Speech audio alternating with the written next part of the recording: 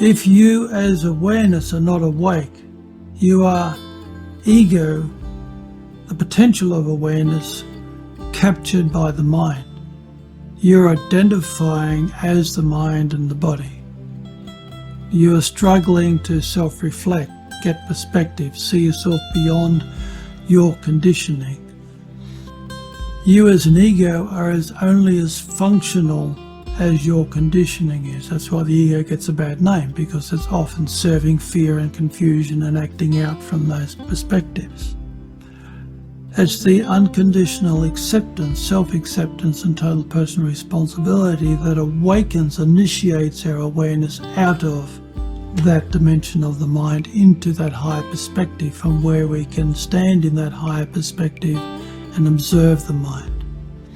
Unconditional self-acceptance is the opposite of everything in the mind that causes us to suffer.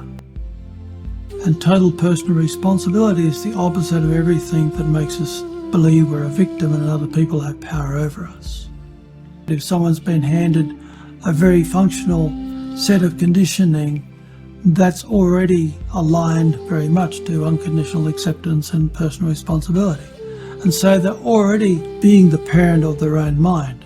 That's something they don't have to think about. It's already been conditioned into their mind.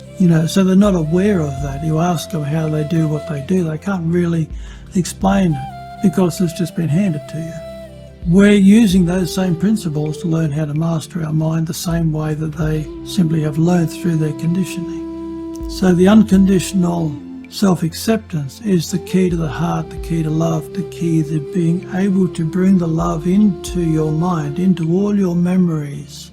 Because when you are looking into your mind, you're looking into the past.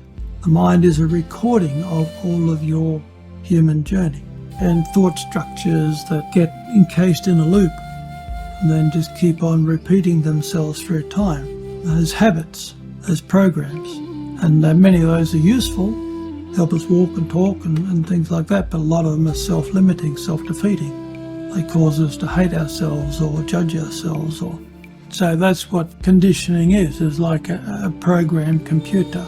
It can only operate based on what's in its program. But awareness is different. Awareness on its own level is not subject to that conditioning. Awareness is now, always now. And as awareness, we're operating through the short-term memory of the mind. As awareness, we're flexible, we're the guy in the moment, in charge. If you go to school, they're teaching you as awareness. They're not teaching your mind.